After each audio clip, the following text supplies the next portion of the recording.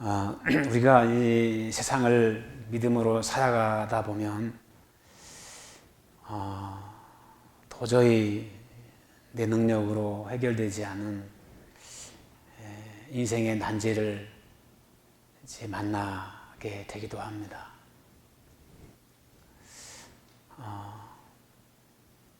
그런 문제를 만났을 때 우리가 느끼는 마음의 그 답답함, 마치 무교쌈을 당한 것 같은 그런 느낌을 가질 때가 있는데요. 오늘 본문의 제자들이 또 병에 걸린 아버지가 이제 그런 심정일 것 같습니다. 귀신 들리고 벙어리 된 아들을 고쳐달라고 제자들에게 아들을 데리고 왔는데 제자들은 귀신을 내쫓고 그 아이의 병을 고치려고 애를 썼지만 결과는 예상외로 아주 참담했습니다. 병이 떠나가지도 않았고 귀신도 떠나가지를 않는 거지요. 그런 모습을 사람들이 보면서 주변에서 웅성대기 시작합니다. 제자들의 마음속에 체면이 곤두박질 치고 자존심이 무너져 내리지요. 병든 자녀를 둔 그 아버지는 마음의 실망감이 느껴지면서 불신으로 가득 차게 됩니다. 제자들은 아주 의욕적으로 그 아이의 병을 고칠 수 있다고 자신을 했습니다. 그런데 아무런 변화가 일어나지 않았습니다. 아이는 고쳐지지 않았고 아무리 노력해도 상황이 개선되지 않았습니다. 그런 제자들처럼 우리 인생에도 말 못할 그런 우리의 고민과 난제가 딱 맞닥뜨릴 때가 있지요. 그런 시름이 깊어지면 나도 모르게 생각하면 눈물이 나고 마음의 의욕이 상실이 되면서 점점 우리의 가진 믿음도 실망으로 바뀌어질 때가 있습니다. 삶에 대한 자신감도 잃어간 채 점점 마음속에 부정적인 생각이 더 강하게 들기 쉽죠. 병든 아이를 둔 아버지 마음도 같습니다. 사랑하지만 아무것도 해줄 수 없는 무능한 아버지. 내가 가장 소중한 내 자녀이지만 자녀의 불행을 그냥 지켜만 봐야 하는 얼마나 마음이 여러분 아프고 그렇게 살아가야 하는 인생이 힘겹겠습니까? 제자들이 고쳐줄 거라고 믿고 데려왔는데 아들은 고쳐지지 않는 그런 현실이 딱 맞닥뜨렸을 때 찾아왔던 그 실망감이 얼마나 컸겠습니까? 아마 현실이 더 무겁고 더 무서워지는 그런 상황으로 치달아가고 있는 거죠. 아버지나 제자의 마음은 지금의 현실이 너무나 참 견디기 힘든 참담한 그리고 당황스럽고 냉혹하게 느껴졌을 겁니다. 그런 상황 속에서 우리 예수님께서 오시죠. 여러분 마음속에도 믿음으로 도전하면 된다라고 막 믿었는데 부딪혀보면 또 실패하고 앞에 탁 산처럼 버티고 있는 그런 문제 앞에 얼마나 많은 시간들을 우리는 고민하면서 좌절하고 삶을 우리가 지속해 왔습니까? 힘겨운 삶을 살아갈 때 그 현실은 너무나 두렵게 느껴지게 되죠. 근데 그런 현실에 맞닥뜨려 있는 우리의 인생에 그리고 제자들의 삶 가운데 주님께서 왜 무엇 때문에 그런 참담한 현실이 우리에게 찾아왔고 나타나게 되었는지에 대해서 두 가지 이야기를 하시죠. 영적 무능의 상태가 됐던 가장 중요한 이유가 뭐냐?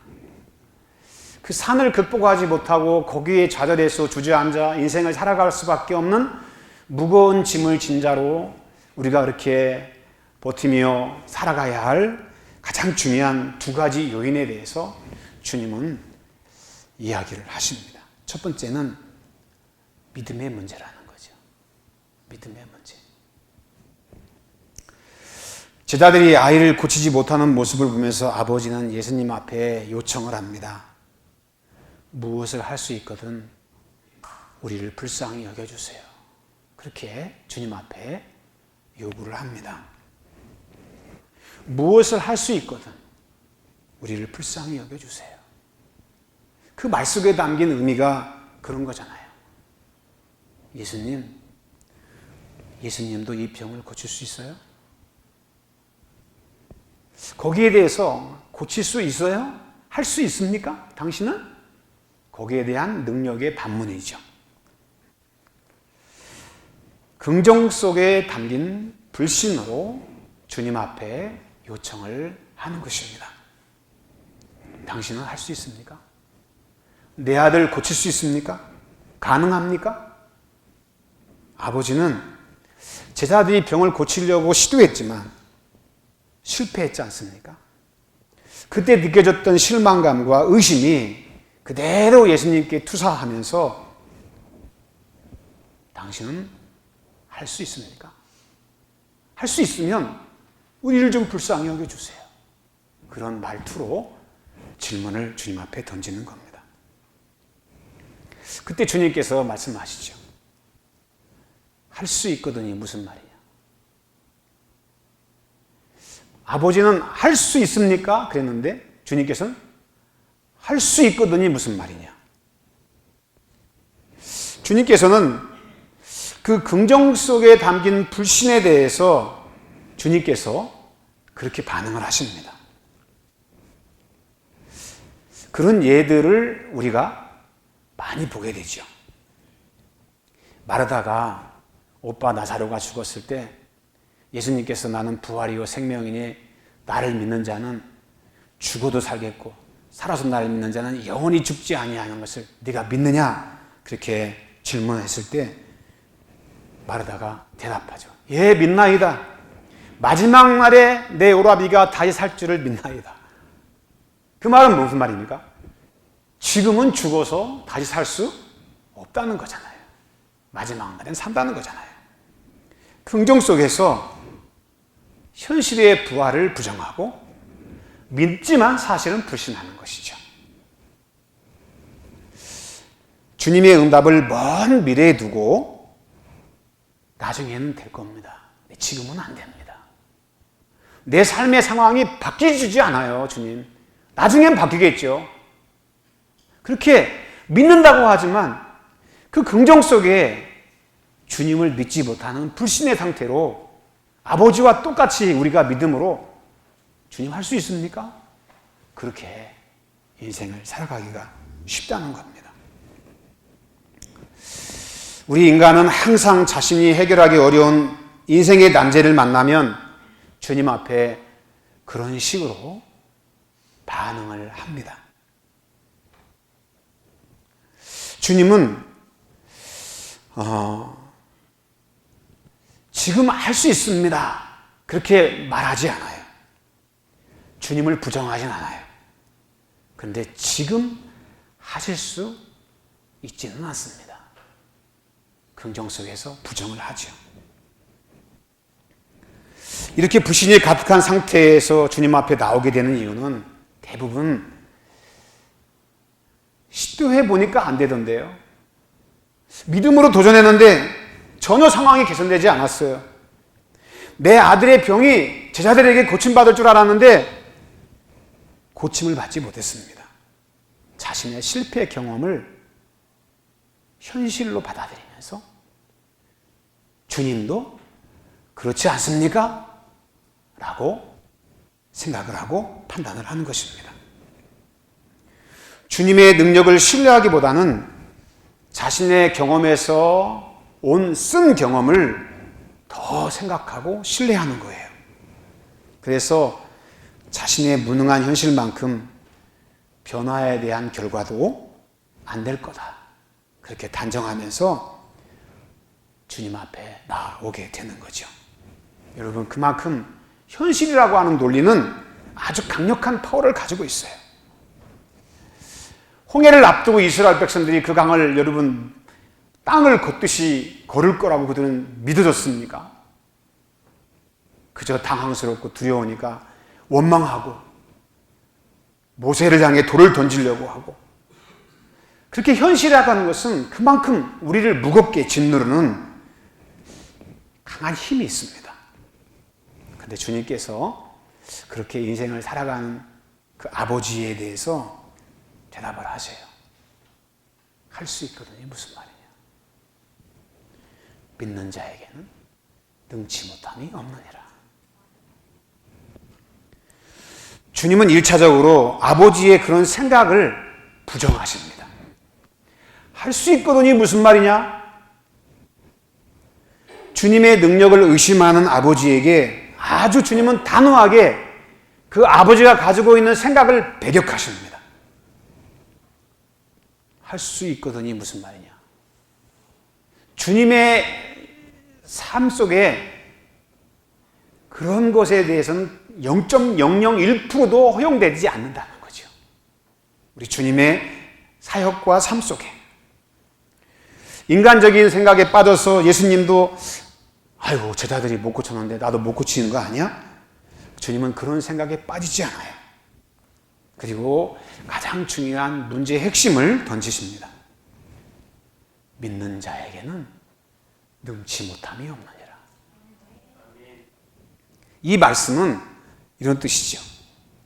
내 아들이 병에서 고침받을 것을 네 마음에 믿는 믿음이 있느냐, 그런 것이요. 주님은 그 아버지에게 믿음을 가지고 이야기하십니다. 네가 얼마나 잘 사냐, 뛰어난 능력이 있냐, 그걸 물으시는 게 아니에요. 병든 아들을 고치기 위해서 주님 앞에 나올 때 너는 어떤 믿음을 가지고 내 앞에 나왔느냐? 믿는다고 하면서 긍정 속에 불신하고 있냐? 믿는다고 하면서 입으로는 믿는다고 말하면서 행동은 믿지 않는 자 같이 행동을 하냐? 주님이 그거를 아버지에게 던지십니다. 우리 예수님은 여러 가지 문제를 만나서 인생을 끙끙대며 살아가는 우리 인생의 삶 가운데 주님은 한 가지 요구하세요. 첫 번째가 뭐냐면 믿음으로 나오라는 거예요. 믿음으로. 여러분, 왜 예수님은 믿는 자에게는 능치 못함이 없다 그러면서 믿음을 요구하시는 걸까요? 여기에 굉장히 중요한 의미가 있어요. 그게 뭐냐면 우리가 믿음을 가질 때 하나님의 능력이 여러분 적용되기 시작하고 작동하기 시작합니다. 여러분이 예수 그리스도를 믿음으로 말미암아 예수 그리스도를 구주로 섬기고 하나님의 전능하신 능력을 여러분의 마음속에 주 예수 그리스도를 믿기 시작하면 여러분 하나님의 그 놀라우신 능력이 여러분의 삶 가운데 적용되기 시작해요. 주님의 십자가의 보혈의 권세가 역사하기 시작합니다. 여러분의 죄를 훑어서 깨끗하게 씻겨버리고 묵은 때까지도 정결하게 만드십니다. 믿음은 하나님의 능력이 우리 안에 적용되는 가장 중요한 출발점이고 시점입니다. 그 믿음이 있을 때 하나님의 능력이 우리 안에 역사하기 시작하는 거예요. 그 믿음이 없으면 주님의 능력이 내 안에 적용되질 않아요. 주님께서 그래서 믿음을 요구하는 거예요. 가버나움에 가셨을 때 주님께서 그들이 믿지 아니함으로 이상히 여기셨다. 그들이 믿지 아니함으로 거기서 아무 능력을 행하실 수가 없었더라. 그러면서 떠나가십니다. 믿음이 없으니까 역사하지 않는 거예요. 주님은 오히려 힘겨운 인생의 삶 가운데 무거움을 지우고 살아가는 사람들이 그 인생의 무거운 짐에 고통받고 힘들어하는 사람들이 주님 앞에 믿음으로 주님을 의지하고 나왔을 때 주님께서 그들의 믿음을 보시고 중풍병자에게는 여러분 네가 죄사함을 받았다고 말씀하시고, 소경에게는 여러분 눈이 떠지는 역사가 나타나게 되고, 안진병에는 예수 이름의 능력으로 회복시키는 것을 우리가 보게 됩니다. 내 믿음대로 되라. 네가 그렇게 믿고 있다면 주님의 능력이 그 안에 역사하기 시작해서 안진병이를 고치고 귀신이 떠나가고 그의 인생의 삶의 문제가 주님 앞에서 해결되는 그 능력이 막 작동되기 시작한다는 거예요. 우리가 얼마만큼 예수님을 강하게 신뢰하느냐, 얼마나 주님을 강하게 믿고 확신하느냐, 성경은 말합니다. 믿음이 없이는 하나님을 기쁘시게 할 수 없다. 믿음이 없이는 하나님을 기쁘시게 할 수 없기 때문에 우리 주님은 믿음이 있는 자를 기뻐하시고, 왜 기뻐하십니까? 하나님의 능력의 역사가 나타나기 때문에 그래요. 할렐루야. 우리가 이 땅에 믿음의 삶을 산다고 많은 사람들이 이야기하잖아요.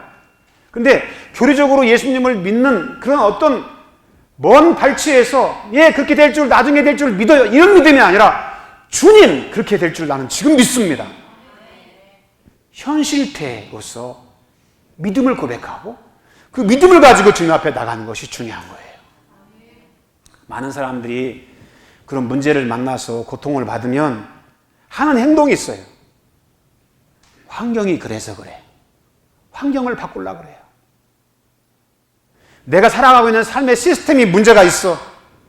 이거를 바꾸면 개선될 거야. 여러분, 내가 바뀌기 전에는 내가 믿음이 없어서, 믿음이 없는 상태로 내가 바뀌지 않게 되면 아무리 시스템을 바꾸고 상황을 바꿔도 절대로 여러분 내가 만족할 만한 변화는 나타나지 않습니다.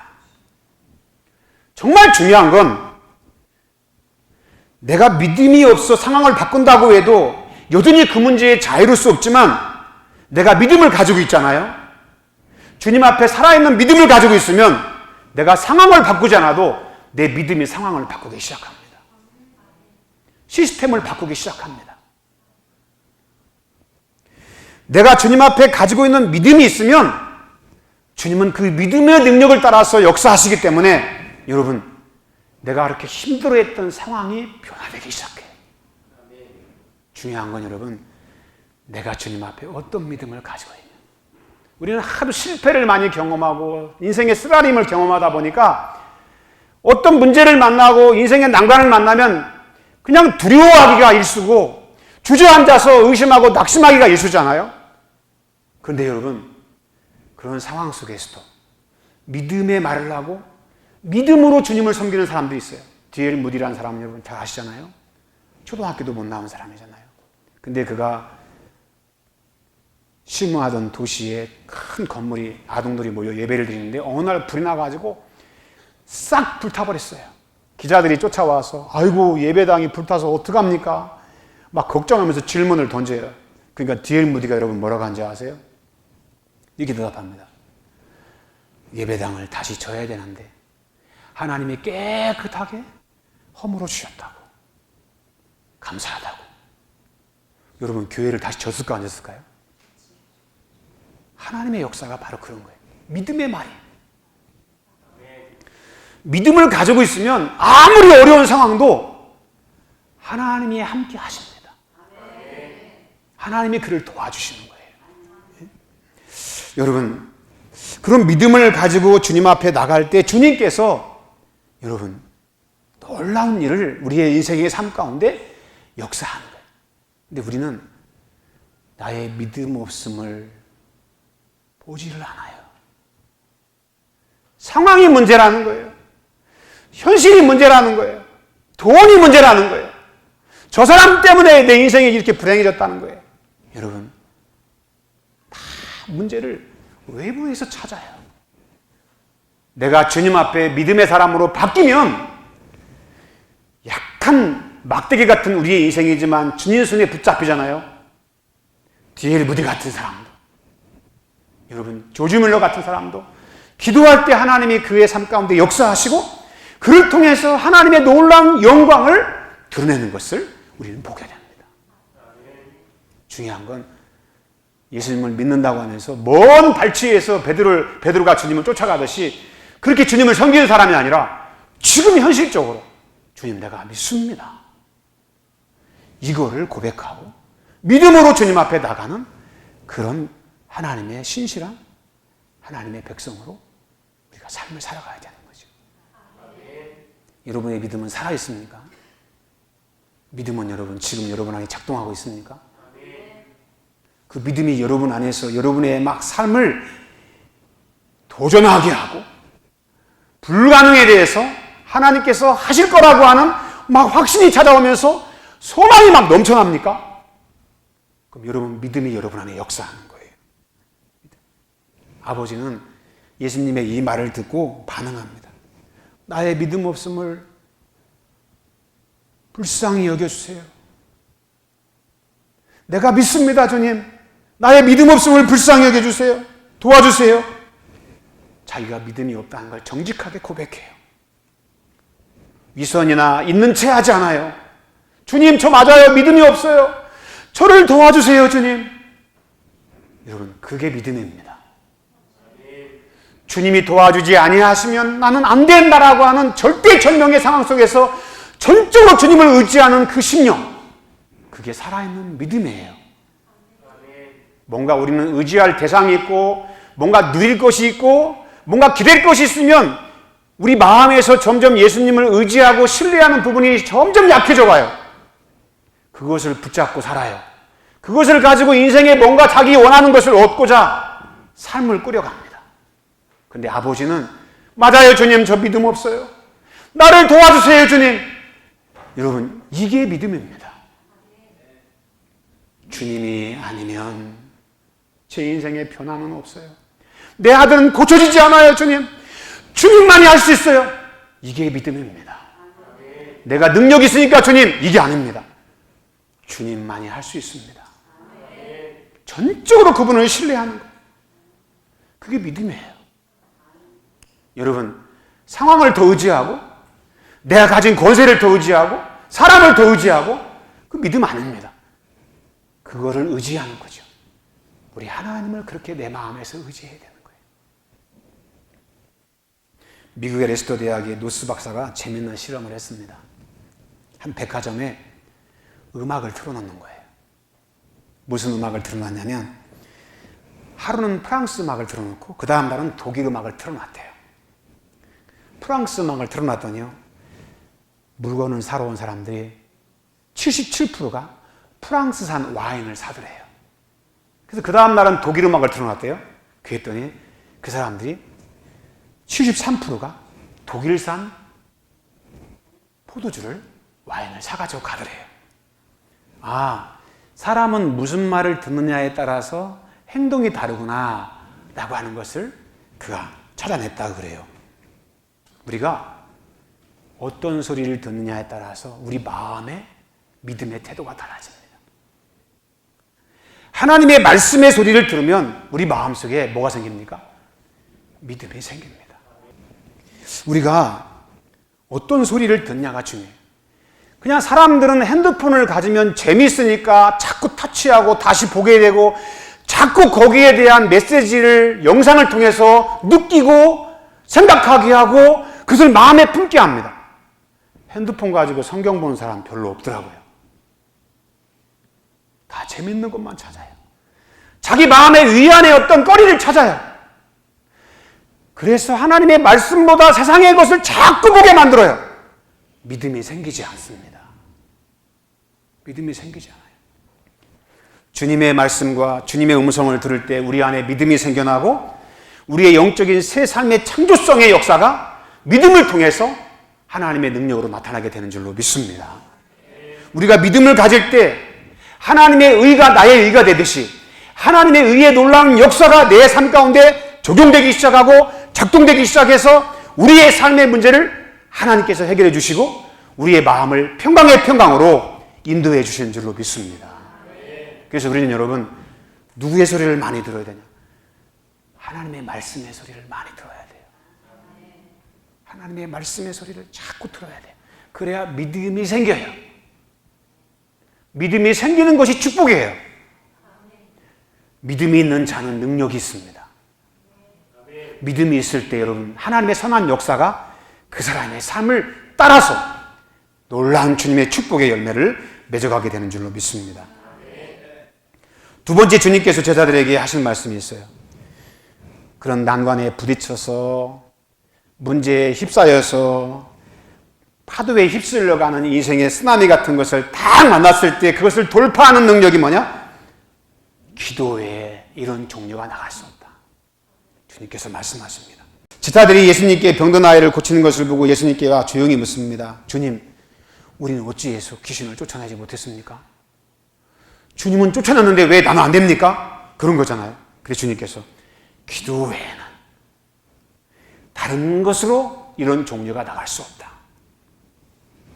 기도 외에 다른 것으로는, 여기에 여러분 중요한 해답이 있어요. 기도 외에 다른 것으로는 방법이 없다. 그런 뜻이지 않습니까? 제자들이 만나는 상황에서 그들은 영적 전쟁을 해야 했습니다. 귀신을 내쫓아야 되고 병을 고쳐야 했습니다. 근데 기도 외엔 다른 방법이 없다는 거예요. 근데 많은 사람들은 다른 데서 방법을 찾아요. 그게 문제예요.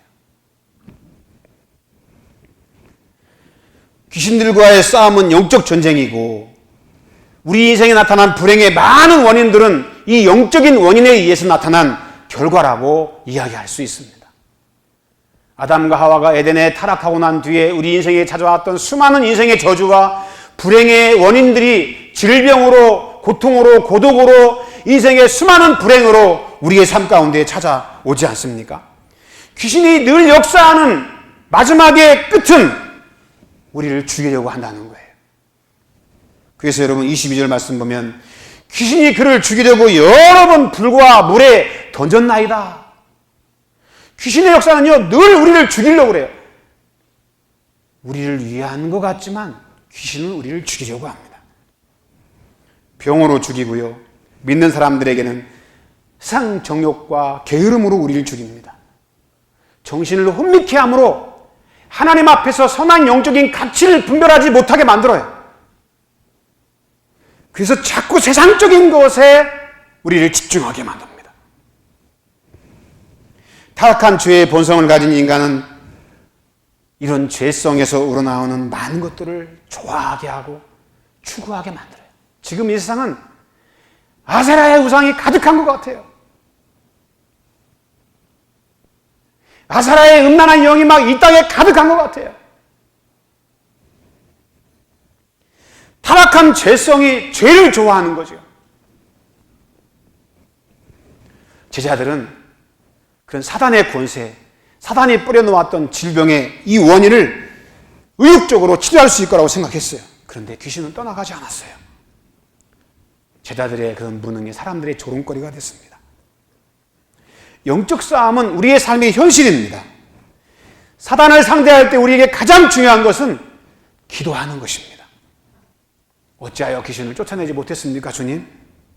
왜 귀신이 추방되지 않는 겁니까? 주님께서 딱 한마디. 기도해. 기도 외에 너의 집은 변화되지 않아. 기도 외에 너의 인생은 변화되지 않아. 제자들은 한마디로 말해서 뭐였다는 거예요? 기도하지 않고 자기 경험을 더 의지했다는 거예요. 기도하지 않으니까 사역에 빵꾸가 나기 시작해요. 인생에 빵꾸가 나기 시작해요. 체면에도 빵꾸가 나고 자기 의신에도 빵꾸가 나기 시작해요. 자기 경험을 믿고 자기 지혜를 믿고 자기 의지를 믿고 나가서 도전했는데 망신만 당했습니다. 사단의 권세를 깨트릴 유일한 비결은 기도하는 거예요. 기도가 무엇입니까? 하나님을 의지하는 거죠. 하나님을.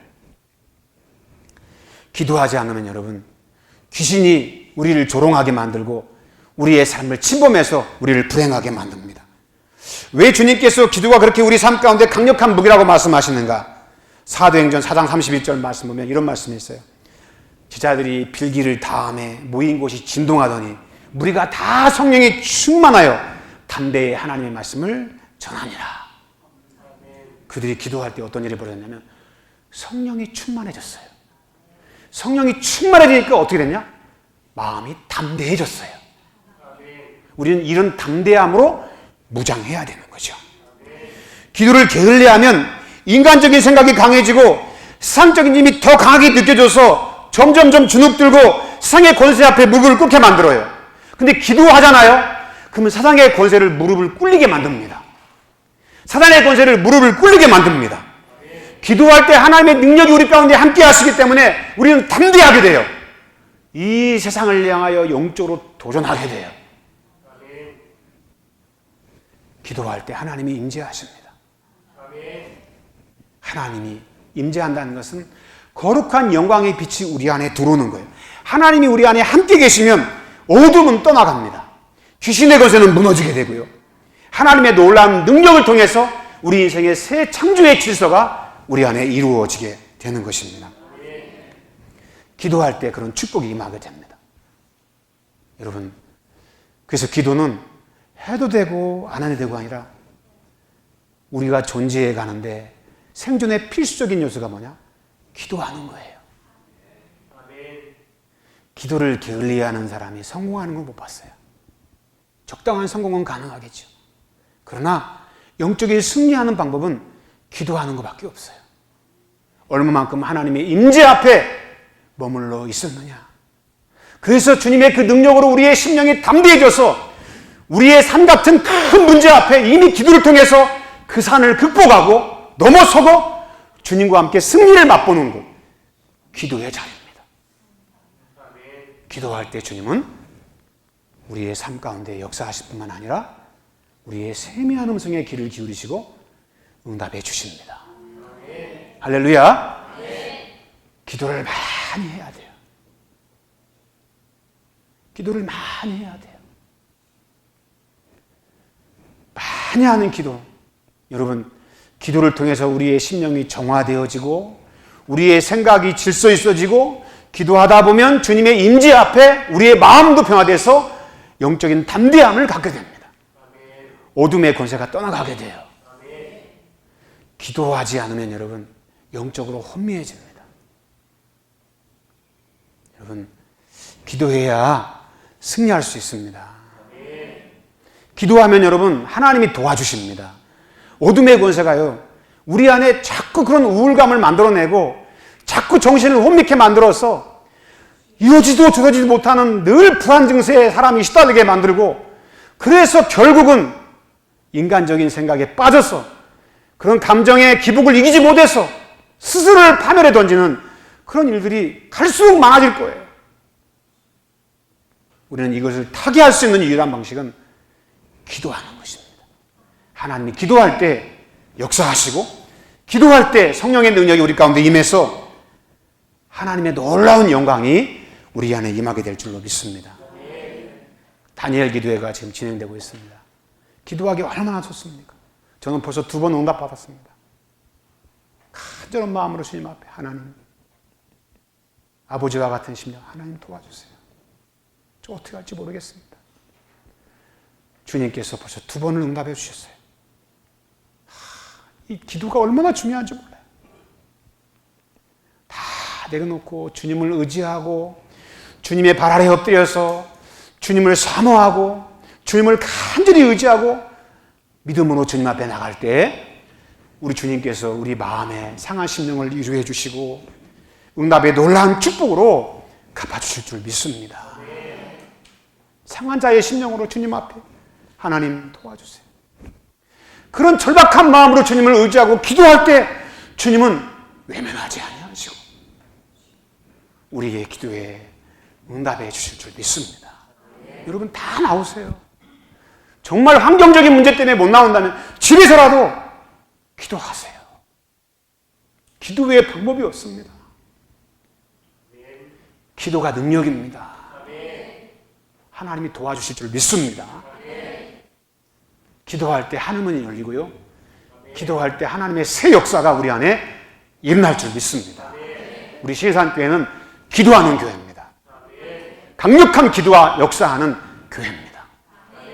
그래서 이번 기회를 통해서 다 하나님 앞에 나가서 주님의 발 아래 말씀하시는 주의 음성에 은혜를 받고 기도함으로 우리의 삶의 문제가 해결되고 하나님께 영광을 돌리는 간증의 주인공이 다 되는 저와 여러분 되기를 주의 이름으로 축원합니다.